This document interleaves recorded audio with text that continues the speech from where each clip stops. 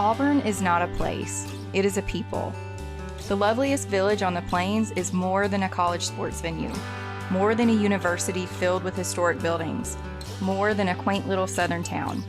Its worth lies within its people, those that call Auburn home, whether that be for a single day at a time or for a lifetime. Much like our legendary Toomer's oak trees, our stories are the product of a firm foundation laid in the beginning of our Auburn story. These are the stories of the Auburn family. These are their roots.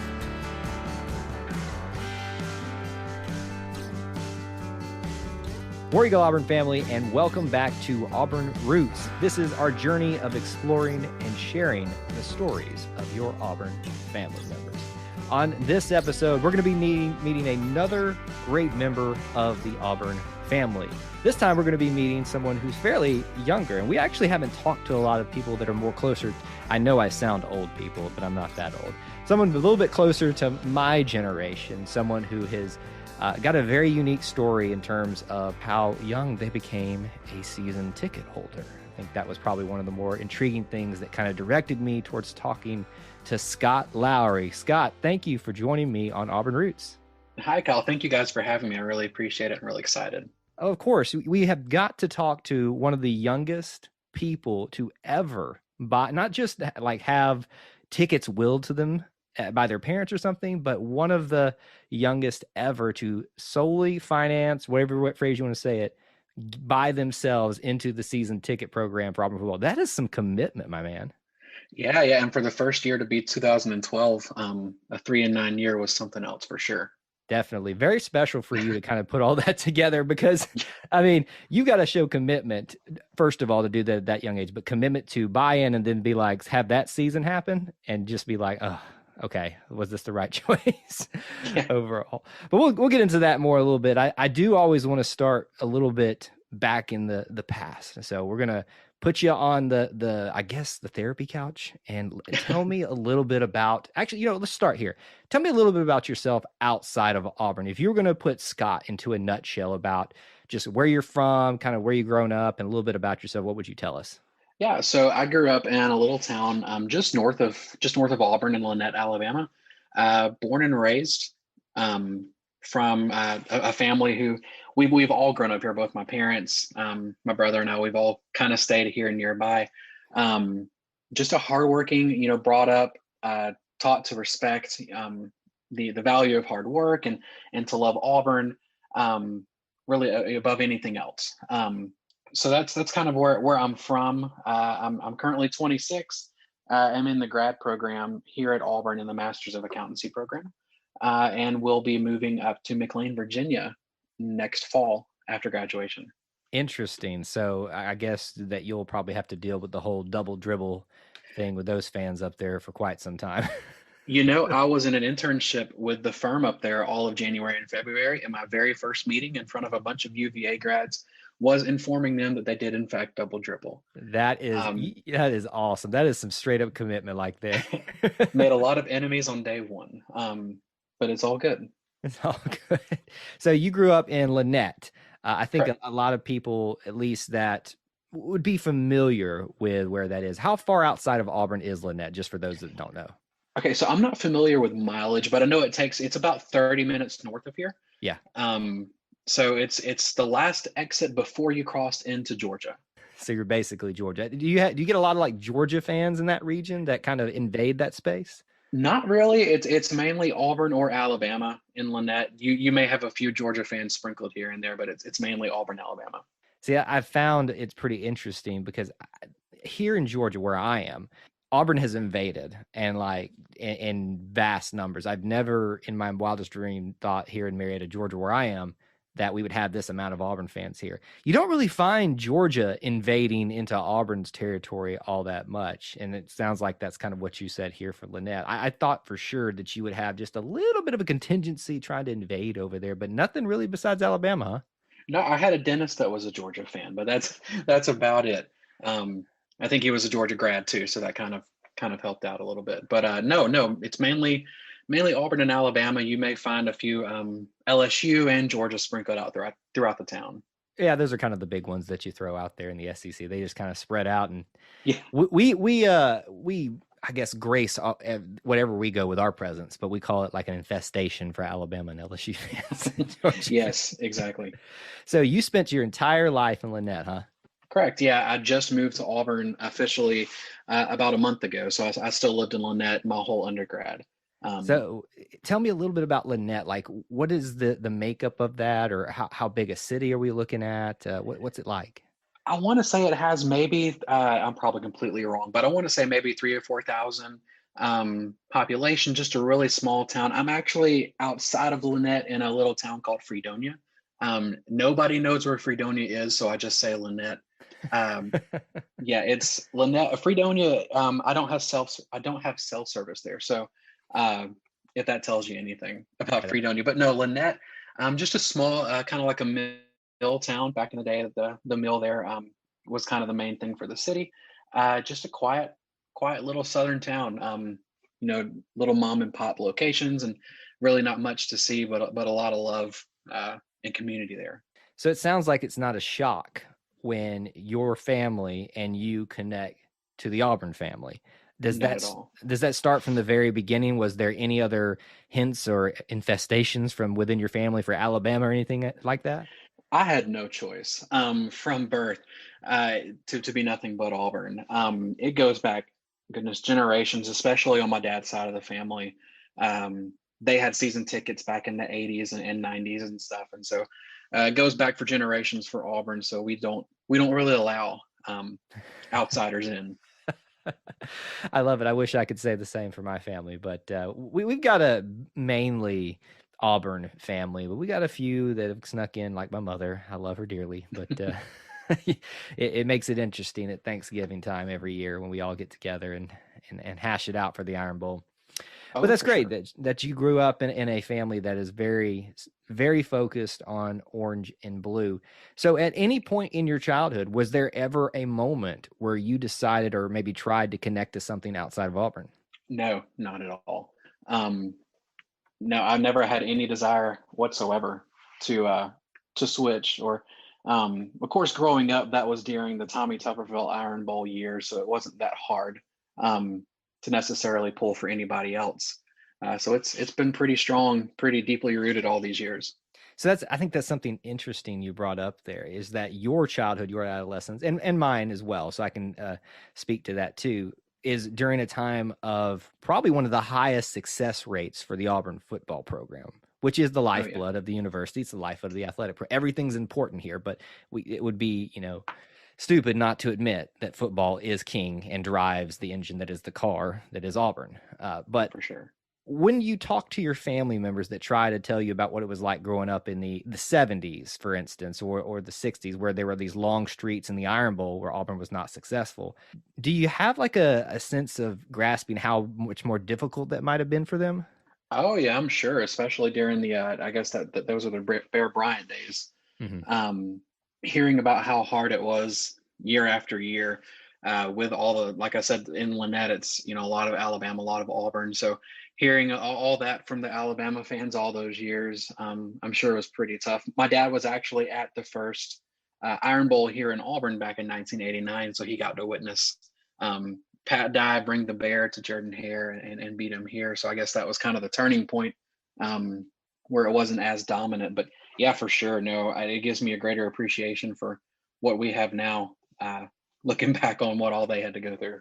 Yeah, I hear that a lot of people that we've talked to here in the series that kind of talk about not in an arrogant way, but they talk about how Auburn fans these days they don't have a sense of what we've been through. So to some degree, some people grasp that, but I mean there was a time where you didn't really talk about it all that much outside of being in safe company Oh because yeah, it was not something that was safe. You weren't free of ridicule or anything like that. We've had you for 10 years here. But now, you grow up in a time where Auburn beats Alabama 6 years in a row, is, a power in the SEC. They've been several times. So it's a very, I won't say privileged, I don't like that word, but a very, yeah. just a time where you were lucky to see the Tommy Tuberville age. So roughly how old were you during the Tommy Tuberville days? Oh goodness.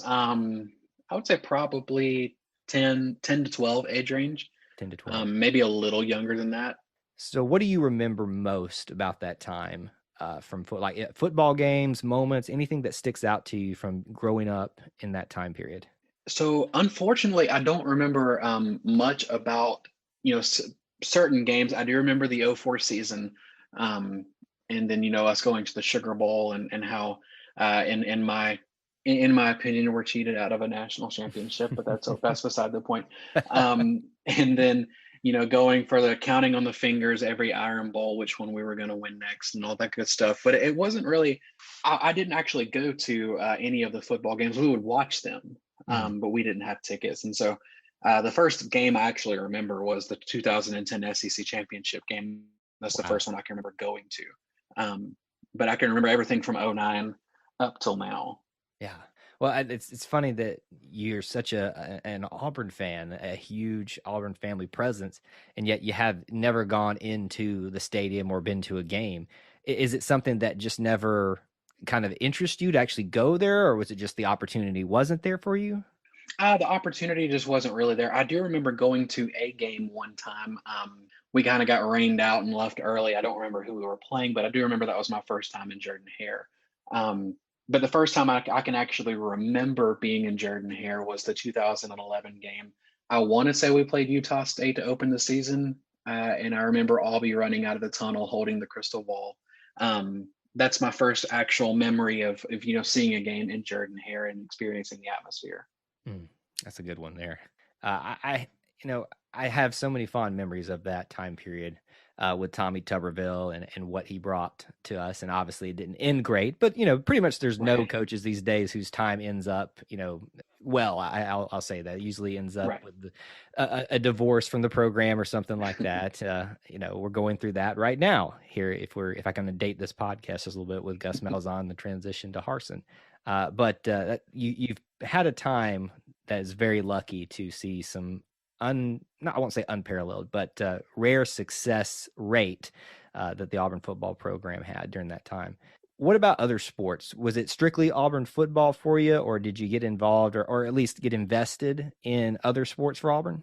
Yeah, so I remember when I got my license and turned 16, a lot of the games I would come to were baseball because they were, pretty cheap to get into, and just spend an afternoon in Plainsman Park, and a little bit in basketball. I remember coming back in the Coach Barbie days when they first opened up Auburn Arena. I would drive down and we'd come see the women basketball games a lot too. Back when it wasn't, as expensive to get in, we'd ride down on an afternoon and catch some of those sports. But it's been mainly football. I have seen a few soccer. I think I haven't made equestrian yet. That's on the list. But it's that needs to be on your list. It's an event like no other. I'll put it to you. I'm sure. I have to have people explain it to me all the time, but definitely keep that on your list. I am. I'm going to have to do that before I move up to Virginia for sure. But it's mainly been football. I have an appreciation for everything Auburn, but that one's kind of taken the cake in my life. Well, I do want us to get to talk about how you became one of the youngest season ticket holders, but maybe answer this question for me. What is it about Auburn that connects with you? I mean, because obviously there's a huge sports factor in that. We're not going to ignore that, but there's got to be something much deeper that connects with you to connect with it. What is that? It's going to sound super cliche, but it really is the family environment. And I'm sure a lot of people say that, and they probably get tired of hearing Auburn people say that, but it really is. The Auburn family is something that's so real. And then you look at the creed, and that's another thing that really stands out to me. The fact that we have a creed and how it talks about the human touch, and it talks about, walking humbly with your God and walking side by side with your brother or sister through this life. That's kind of the main thing that drew me to Auburn. It was just when you step on to campus or into the city, no matter who you're a fan of or where you're from, you immediately feel like you're at home. And so it's always felt like that. Growing up, we would come to Opelika, which is a nearby city in Auburn, a lot on the weekends. And every single time I would come and just ride through campus or get out of my car and walk, through Toomer's Corner, and it just felt right. I can think of days like that too, where we would obviously come usually for a sporting event, but there was just always this feeling when you walk around campus that you belong there for some reason.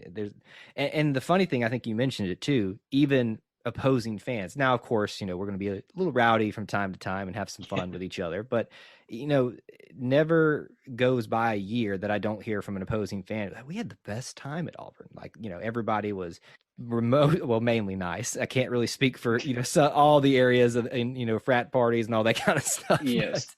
But they always seem to come away with a pretty good opinion of their time in Auburn. I'll ask you this: have you ever been to a away game anywhere for Auburn?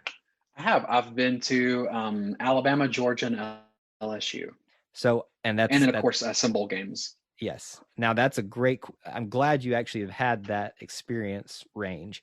What was the worst of all those experiences? The worst, I wanted it to be Alabama, but it really was Georgia. I don't know. It was just, uh, and oddly enough, LSU was the best of the three. I really enjoyed my time there, but Georgia for sure was not my favorite trip. See, It that's was, funny. I think it was 2016. That's really funny because I'm hearing that more and more these days. I think there's a growing animosity towards Georgia. I think there's always been that history there that I Right. think obviously everybody connects with and connects to. But for me, even here living as a resident, I don't really have a ton of animosity for them outside of the game week or even in other sports as well. But LSU, I have had the worst experience of my life. So that you've had the No. best, that's pretty funny. Yeah, every time I've been to LSU, well, it's just been twice, and then I'm going again this year. It's just I don't know. They always seem so welcoming, and I've had a couple of people pull me off to the side and make it a point to talk to me about, what have I enjoyed on campus, or what have I enjoyed about the game day experience, and then they would tell me their Auburn experience, and um, I was shocked as well. My first time going, I went by myself and expected the worst, but had a grand time. Well, Scott, I got to tell you, you must have something just about you, like a friendly, like spirit or something like that, because that is the 100% opposite of what we experience there. And I like to think of myself as a fun-loving, kind of can have fun, jawing with each other fan, but I don't do it all that much when I'm in enemy territory. But my goodness, Right. LSU was just, we still tell stories about that to this day. The No. fact you obviously are one in a million, my friend, if you can get through there and have an awesome experience.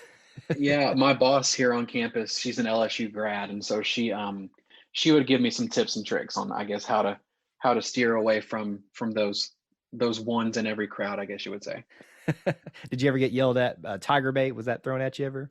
I did, and but that was expected. I kind of expected that to happen, and there's one or two that would throw some things out there, but the Tiger Bay thing is kind of ironic. But seeing as how we're both Tigers, but I I just kind of let it roll off and kept on walking, and smile and nod. But but no, I really enjoyed my time there. well, that's funny. But I think there's probably interesting stories out there both ways. I'm not going to sit here and say that LSU is the worst possible place you could go to. Yeah, Yeah, I always hear that Alabama is kind of like right there in the middle. It's like I don't really want to be there. That's kind of what made it bad. But it was fine.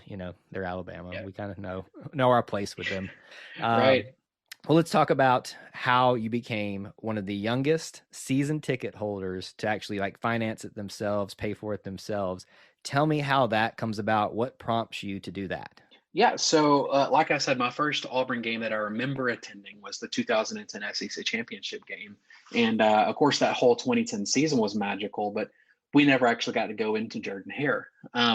So in 2011, I bought a ticket to Utah State, and like I said, came to that game and got to see everything that went on, all the fanfare, and I said I kind of like this. So I bought an individual ticket to every single game that season, um, including the Iron Bowl. So I after that, I said, you know what? I'm going to look into. I had a job at the time. I was homeschooled, so I was able to kind of work 40 hours a week at a local restaurant. And I said, I'm going to look into seeing what it takes to become a season ticket holder, and got in touch with Tigers Unlimited, which is the ticket priority program. And then from there, just kind of went along with the process of, making your donations and then selecting your seat, which didn't really know how big of a life changing thing that one particular seat would be. But yeah, so I bought my first season ticket in 2012, section 12, row 11, seat 14. Put my name on it. That was mine. and have been there ever since. I was 17, I think, when I did my donations, and I turned 18 the following during the football season in November of 2012. And just for people that don't know that, the donations and stuff, I'm not saying this to steer people away from doing it, but it's not, cheap. It's not the most expensive thing in the world, Right. but it's not cheap. So the fact that you were transformed or engaged enough by your experience in that first season after paying all those single game tickets, which I'm sure was more expensive, especially with that Way Iron more Bowl. expensive. How about this comparatively? Buying all the single game tickets that one season to your season tickets, do you kind of have an idea about how much maybe more you paid or percent wise or anything? Yeah, so I don't know about percent wise, but I do know the Iron Bowl alone, I paid $275 for that ticket. And just for reference, a season ticket without your donation is about $475. Mm. So more than half of what I paid for my season tickets, I paid for one Iron Bowl ticket. So I actually came out cheaper if I wanted to go to every game just by getting the season ticket, which is kind of my main selling point to people when I'm trying to talk them into doing the same thing. Uh, it was substantially more in 2011 than it was in 2012. Yeah, and just the ease of which that you now know that you've got tickets. Once you go through that process, I'm sure, and get through all the paperwork and selection process, just knowing that you've got tickets and that you can come to the game and just relax to pregame festivities, go into tailgate, enjoy Tiger Walk, and all that stuff. It's all taken care of. You're not walking around on the sidewalks with me, searching for holding with your finger up one ticket, two tickets. You're the guy that's holding the tickets up, saying, "I got tickets." Yes, I'm that one clutching my wallet very tightly, walking through that crowd, making sure my ticket doesn't fall out. So, give people an idea. You kind of gave us your seats exactly. Where are you sitting right now, currently? Still in section 12, row 11, seat 14. It's the south end zone in the southwest corner of the stadium. So if you look at where the band is, I'm in this exact same end zone, just the opposite corner, about 3 rows above what used to be that little flower bed there. Now it's kind of like a recruiting area. Oh, so you have a really good perspective of what's going on in the field. Oh yeah. I love my spot. I get a good view of the coaching staff and the players, and then the jumbotron is right there on my right, and then the band is right in front of me, along with the student section. So, in a really prime spot. Still not sure how I got it. You have had very fortunate things happen to you, surviving LSU, getting good selections here. You're doing something right, my friend. I don't know what you're doing, but I want to get on that train. I think it may be when my grandparents got season tickets back in the day. Maybe that's what it was. We'll run with that. There's got to be a reason for it, so we'll throw that out there. So you're pretty happy kind of being down that low. I've heard people say sometimes they don't like being down that low, but you kind of like it.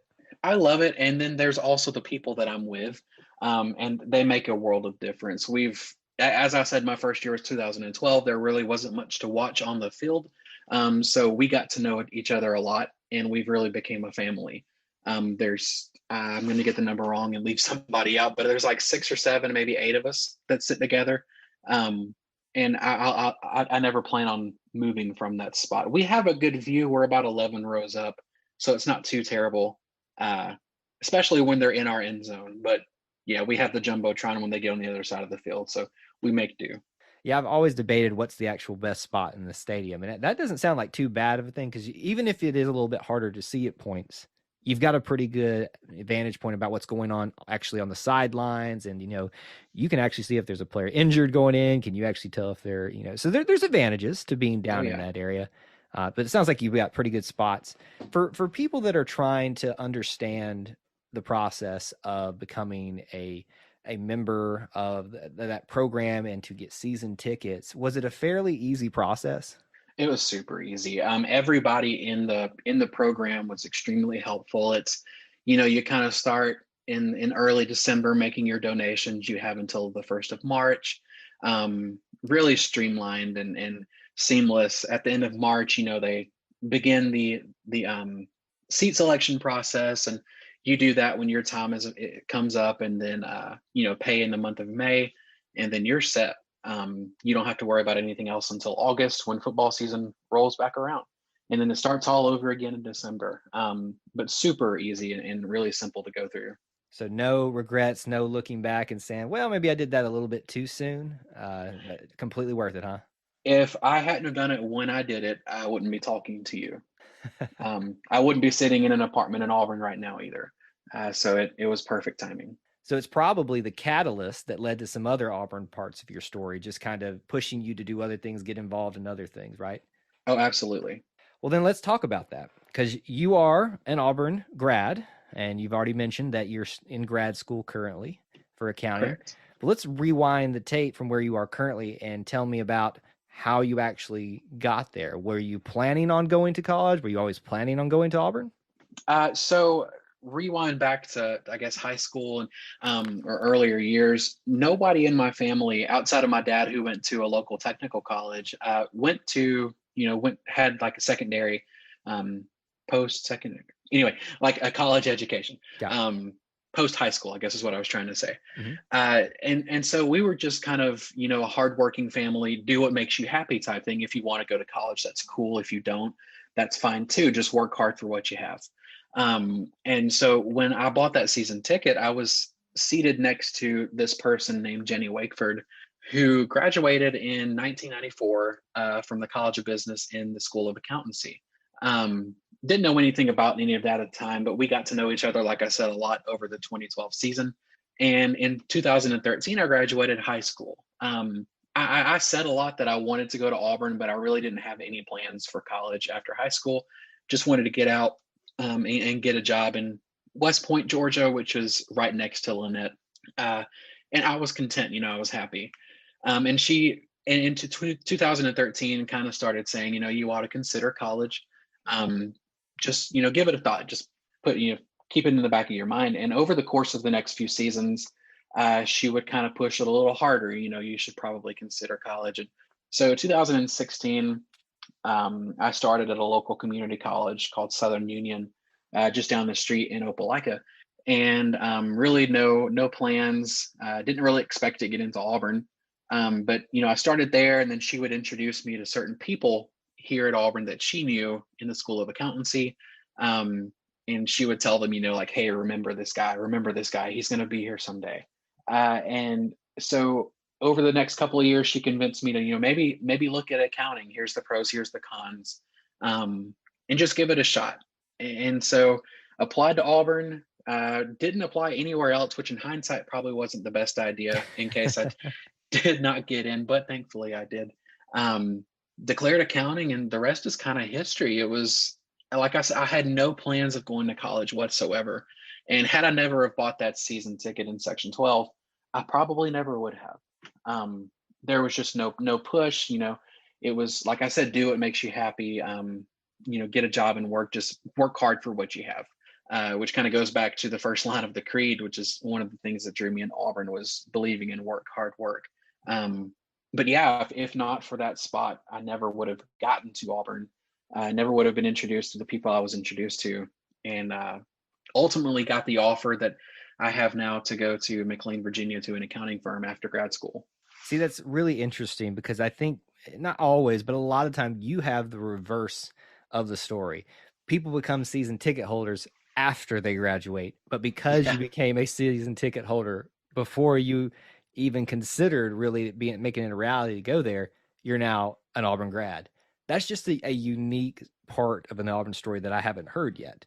And I really think that's something to kind of, a lot of the times people will kind of scoff and like, oh, you're just there for the football and stuff like that. And it's like, well, that may be what got me there, but I got so much more out of this. And it sounds like that's kind of what your story is. It is, for sure. And through everything that I've been through with, joining the football program or the season ticket program, and then getting into Auburn, has led to so many memories and so many things that I never would have dreamed possible. Getting involved on campus and certain offices, and being able to be a part of being in several, I would say several hundred people's lives as an orientation leader for transfer students when they would come onto campus, as well as a peer instructor for classes in the College of Business.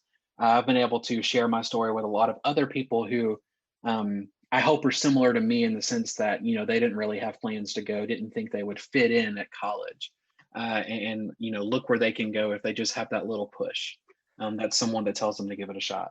See, and I think that's another cool thing, that you've been an ambassador in a sense for a certain group of people that wanted to consider Auburn, or maybe felt like they maybe didn't have a shot at it, or just didn't know really where to start. And you're now a success story to show, yeah, I really didn't have any solid plans that I was going to end up here. I just wanted to be a part of the university, even if it was just as a ticket holder.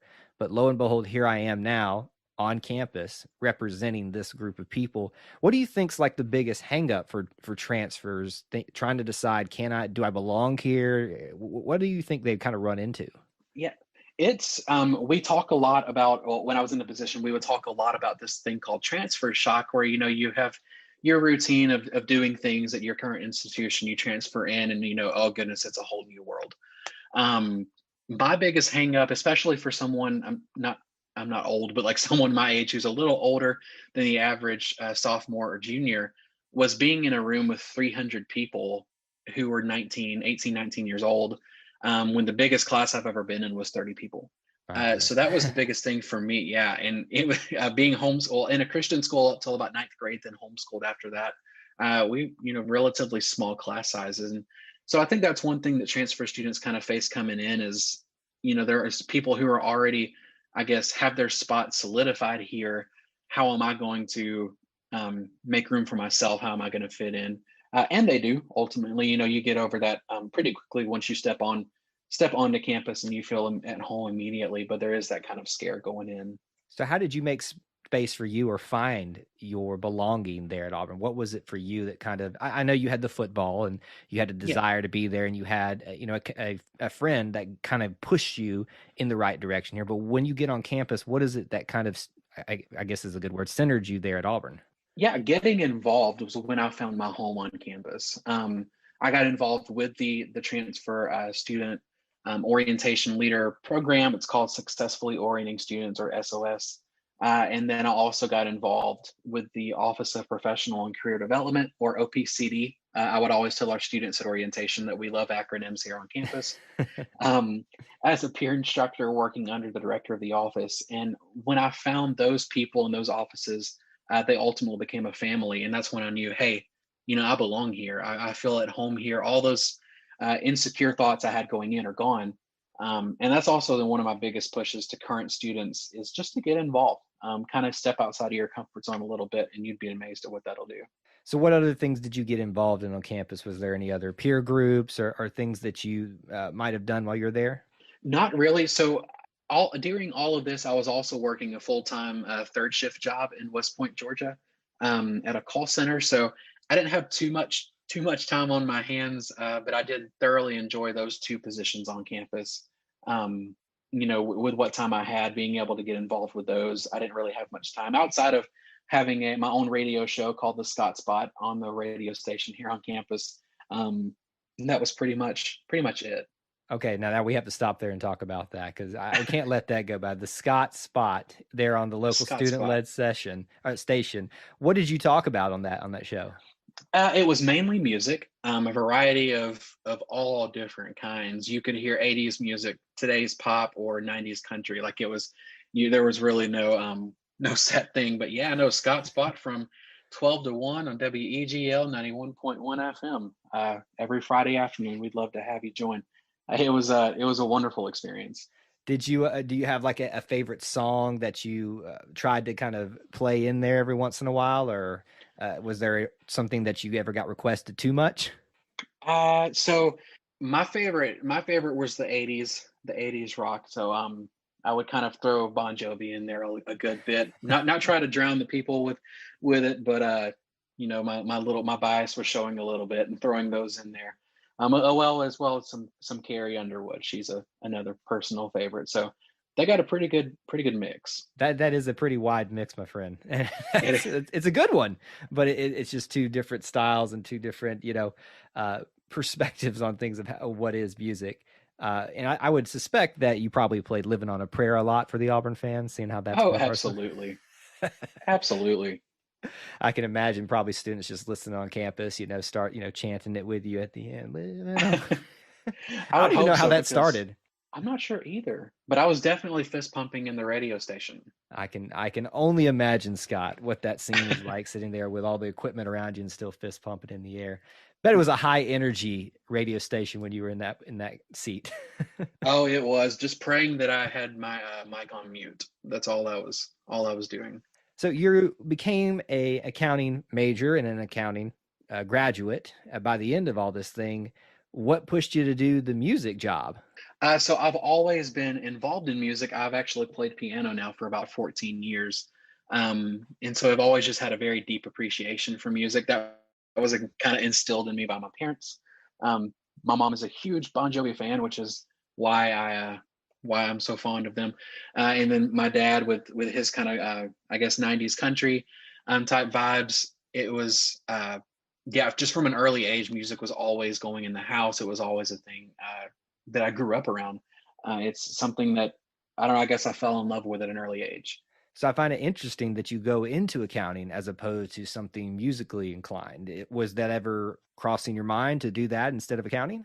Radio was a big dream of mine. I wanted to go in and be a radio DJ. Back in the day, that was the coolest job to me was being a radio DJ.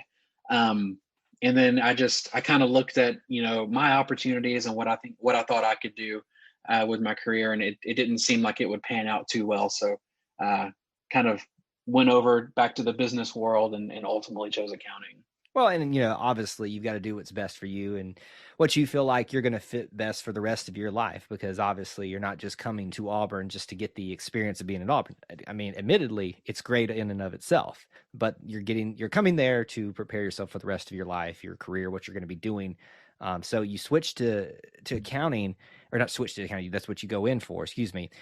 Can you give us a perspective of what it's like being an accounting student, what classes you had to take? And just for those of us that aren't accountants, definitely not me, Yeah. I've got some of my family that are, what's that like at Auburn? It's so they don't sugarcoat it going in. They tell you on day one it's the most rigorous curriculum in the College of Business. But it's the most rigorous for a good reason. It prepares you so well for the real world. I know I'm pretty sure all of my graduating class had a job coming out of undergrad.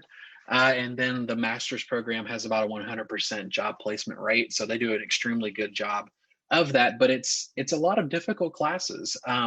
It's, you have your intermediate accountings, your audit classes, your tax classes, which I'm an audit guy, so tax wasn't necessarily my favorite. I always tell my family, don't ask me to do your taxes after I graduate because I'm doing auditing.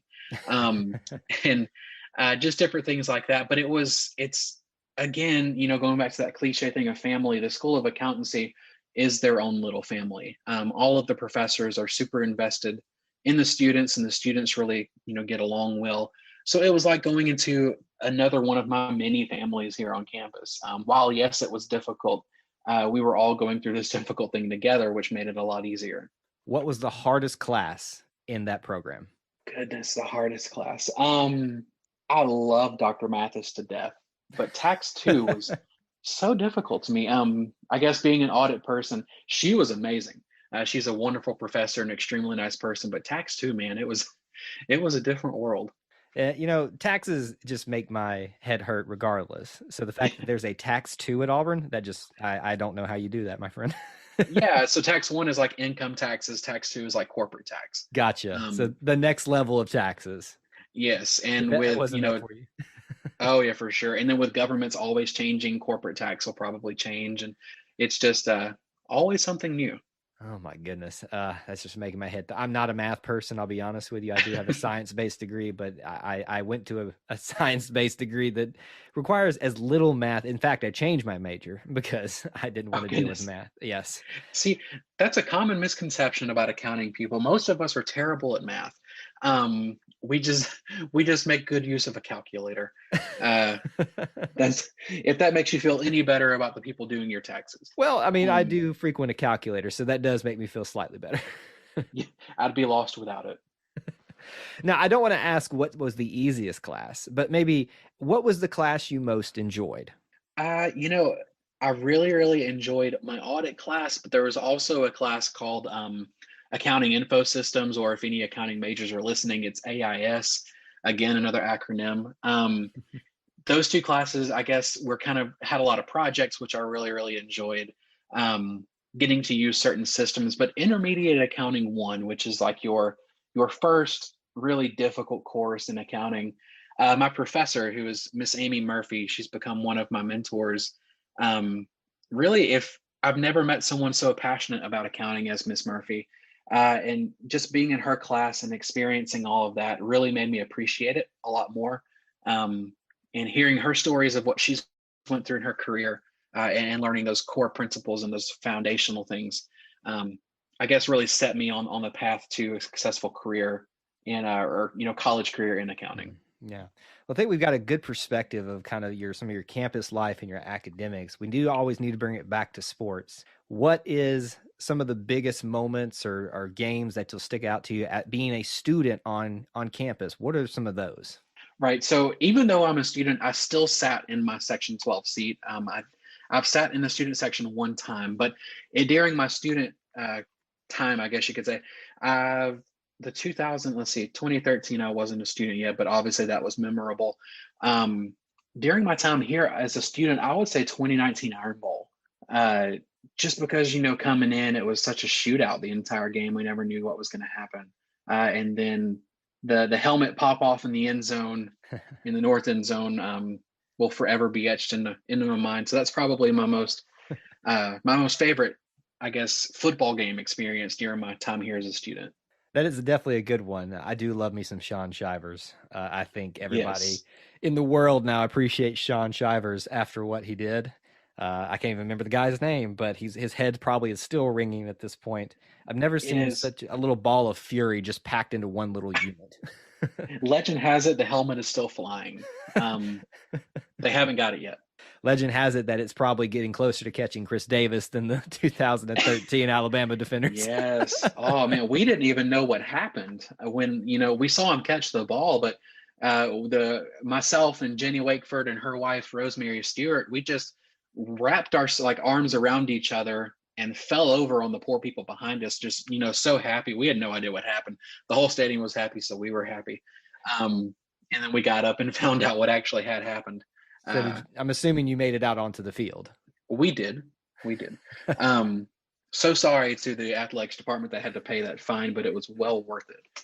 I don't think that there are too many athletics department people that are really, truly upset about it. They might be a little bit, God, that fine hurts, but what a moment in time. I mean, to be there and just experience the sheer elation.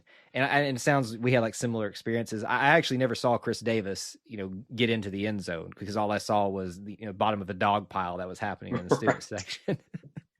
So was it similar experiences even in the general seating, just a lot of dog piling and that kind of stuff going on? Oh yeah. Those poor bushes were just destroyed, I guess, all the way around the stadium. But yeah, it was a lot of, like I said, we just kind of wrapped ourselves arms around each other and fell over on the poor people behind us, but they were happy too. So it was, no hard feelings. It was everybody dogpiling on everybody else, trying to figure out what just happened. Did we actually see that? An incredible moment in history. Do you think, and I know, let's take our orange and blue glasses off for a second here, so as best we can. Yeah. Do you think that is the greatest sports moment ever in history? I would have to, at this point in time, I would have to say so. Will it get beat later on? Maybe. But I mean, I've heard of people from all over the country who were watching that, who completely unbiased, didn't care who won the game, and just said they could not believe what they witnessed. And just to win a game in that fashion against a team, give credit where credit's due, a team like Alabama, and a coach like Nick Saban, it just doesn't happen very often. I do think what speaks to that moment is the fact that somebody who has no connection to college football, and when the moment you introduce yourself and they ask where you're from, where'd you go to college, and you say Auburn, and they go, oh, that team. And I think that speaks to how important that moment is in history, but in sports history. Oh, for sure. And it's, with the miracle in Jordan-Hare or the prayer in Jordan-Hare the week before that, it was just, that season, I feel sorry for people who didn't actually get to witness it, or, who weren't Auburn fans during the season like that. It was something miraculous. It really was a miracle on several different fronts, on several different games. I'll never forget where I was in both. Thankfully, I was there in the stadium with you.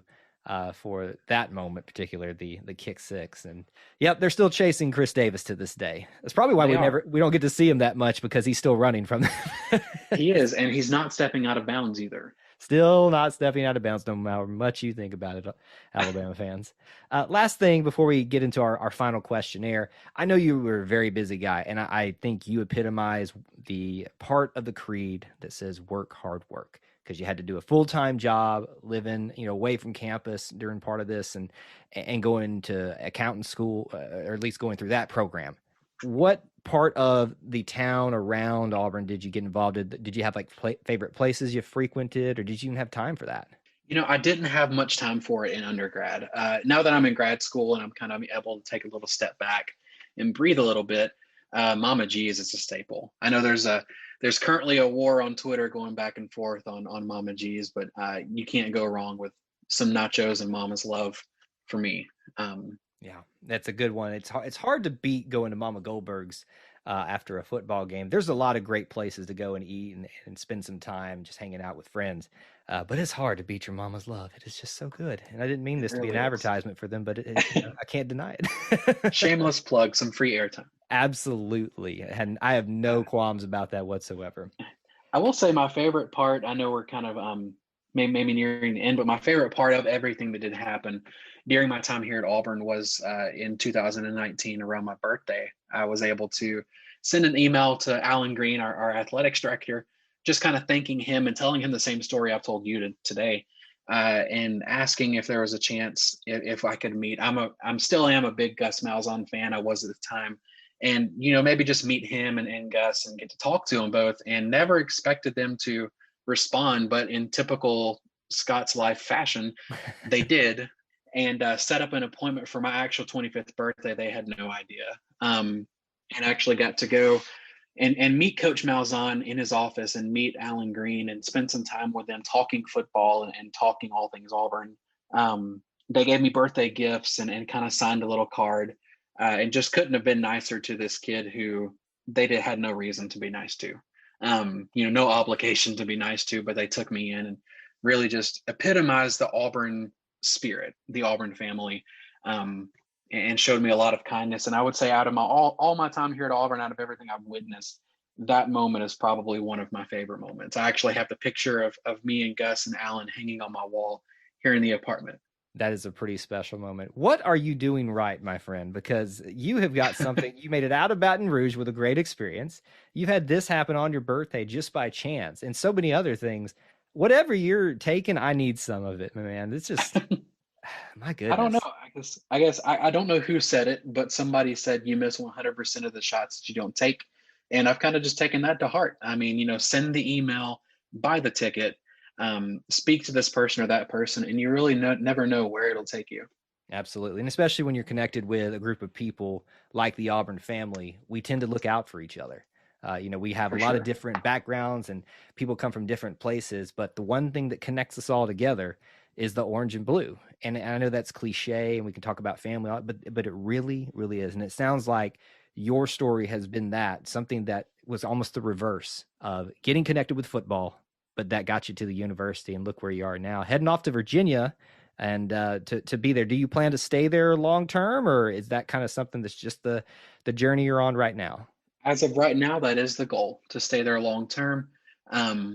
I'll be working for a firm there just outside of DC, and I would love to make it a career. So I'm hoping that happens. Now, I will be keeping those season tickets. That's something Alan and Gus asked me if I would be letting those go, and I will not. I will be keeping those season tickets and coming back to Auburn as much as possible, because like Rod Bramblett said it best, those people across the state, those people that are red, crimson, and white, they'll never understand it, what we mean when we say family. But we understand it perfectly. Yeah, that's some commitment right there, my man. I appreciate that you're willing to even take, it's the reality. You're going to be in Virginia. It's not the closest place in the world to Auburn, Alabama. Yeah. So it's going to be quite a haul. Do you think you'll be flying or driving back to those games? So I drove to Virginia and back in January. And when I move up there, I plan on that being the last time I ever make that drive. So definitely we'll be racking up some frequent flyer miles, because that 11-hour drive was killer. Oh man. Well, I know that you wouldn't do it if it wasn't worth it. And it sounds like that's kind of been a lot of your story. You took a chance on something, buying into the tickets so early, one of the youngest ever, and it's been worth it ever since. So I appreciate what you said about, just shoot your shot and take an opportunity. You never know what's going to lead you, even to Virginia, where you have to fly to come back to Auburn. There are some Auburn people up there, so that's a plus. We'll just continue to remind those around us that they double dribbled in the Final Four game, I would be and ashamed of you if you didn't do that. their national championship is not legitimate. I think you now need to be decreed the leader of the Virginia units of the Auburn militia up there. Just, I'm up for that. hey, look, the way you have been so lucky, they could do much worse for a leader of the Auburn family up there. I would be honored.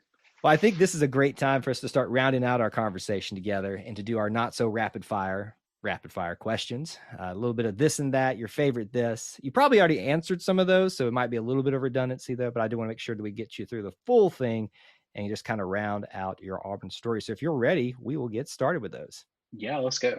All right, question number 1, orange or blue? Blue. And why? For sure. I don't look good in orange. I guess that's it. I don't know. I've always been a fan of navy blue, which is very fortunate. And if you look in my closet, it's pretty dark. It's nothing but a bunch of dark blue. You may see a few orange sprinkled here and there, but it's mainly blue. It's funny because I've heard people say the exact opposite. I look terrible in blue, or I like the way I look in orange. It's funny how that just changes for people, Yeah, I'll wear orange, but I won't. I'll do so with a bad attitude.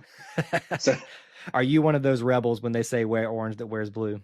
No, it depends. If they're striping the stadium, I'll wear orange. But if they're, every fan wear this color, I'll probably still just wear blue. I did wear white for Rod and Paula a couple of years ago, of course, when we honored them. But after that, it was back to blue. Yeah, I missed that memo for that game, and I don't know how I missed it, and I was pretty awkward about it. Oh gosh, it's okay. I'm sorry. It was bad. I felt so bad about it. Question 2. Choose your allegiance, Aubie or War Eagle?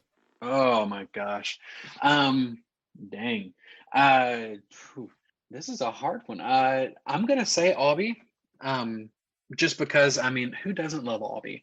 I've gotten to meet him a couple of times and have a couple of pictures made with him, and he's just so lovable.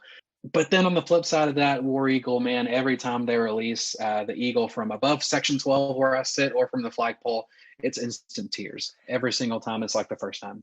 I think this is my favorite question because it makes people squirm the most. Oh, it's so uncomfortable. I love them both. But your first choice was Aubie, so we're going to mark that down for you. And so yeah, we'll put that down. But the good thing is you're safe from the minions of Aubie, because if you don't choose Aubie, they're going to come after you. So now I know that you're safe. That's the important thing here. Question 3. Favorite part of the Auburn fight song? A word, a phrase? If you had to select your favorite part of it, what would it be? Ever to conquer, never to yield. Now that's not a plug for us with the E2C network, is it? A little bit. No. So I'm trying to play the fight song in my head right now, but I think it is that ever to conquer, never to yield. Just having that mindset, a spirit that's not afraid, going back to the creed. You can't go wrong. You can't go wrong with any of it, but especially that part. It's a good choice, a good selection from the song.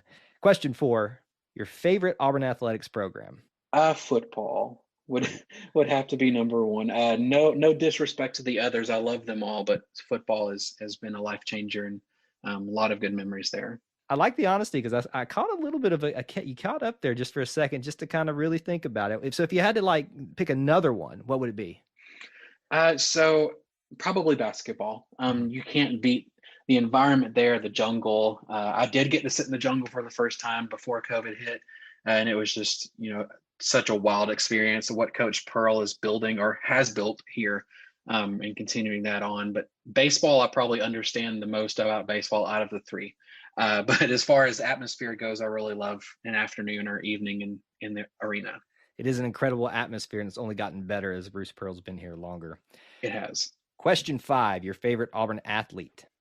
Ooh, it'd probably have to be Cam Newton. If I'm looking back, there's a lot of Bo fans and love Bo Jackson, and then of course Pat Sullivan, and you look at Charles Barkley and all that he's done. But during my lifetime, I'd have to say probably Cam Newton, and just how he did all that he did, and then even coming back after after football to finish his degree out here at Auburn, just showed the kind of man he was and how much he Right. really loved the university. And I It meant a think lot to me. what I love about Cam's story is that, this is a guy that could have just said, I'm coming here just to get to where I ultimately want to be. But we embraced him, and he embraced us back at the same time. And he's never let go of us. Now, he's obviously a busy guy. Right. He's trying to have an NFL career. He's trying to have a family and a life. But you always see him when he comes back, or he mentions us. He makes sure he points out or hands a ball in the NFL to an Auburn guy or a kid or a little girl. And it's so interesting to watch a guy who had no business being so connected to the Auburn family just get drawn in and still latching on to us. And prove so many people wrong in the process.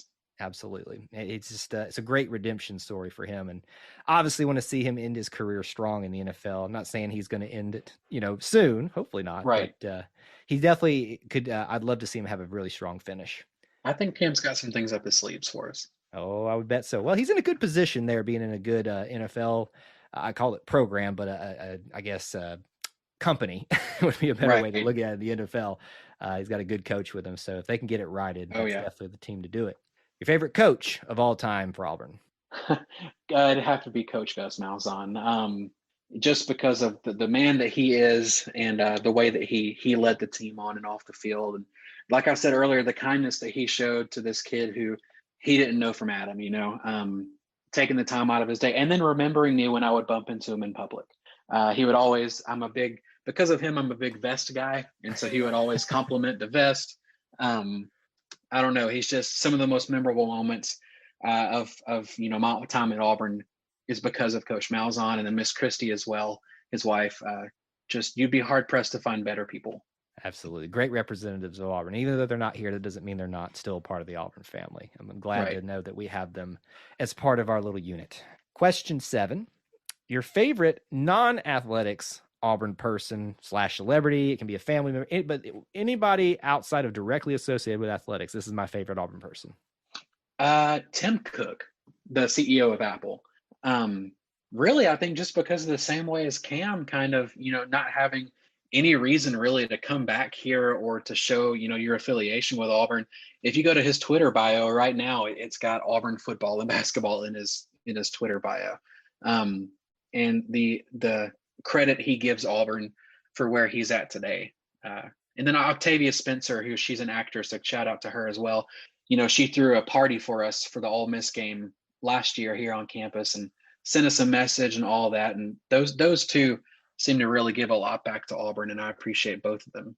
Definitely two of our most prominent names outside of athletics that you'll find out there, and very proud members of the Auburn family. Question 8, your favorite Auburn building. Can be on campus, off campus, but your favorite Auburn building? Probably Sanford Hall. Just because now I love the business buildings. For any of my business people out there, I do love our college.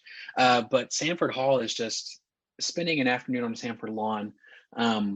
You'd be hard pressed to find anything better than that.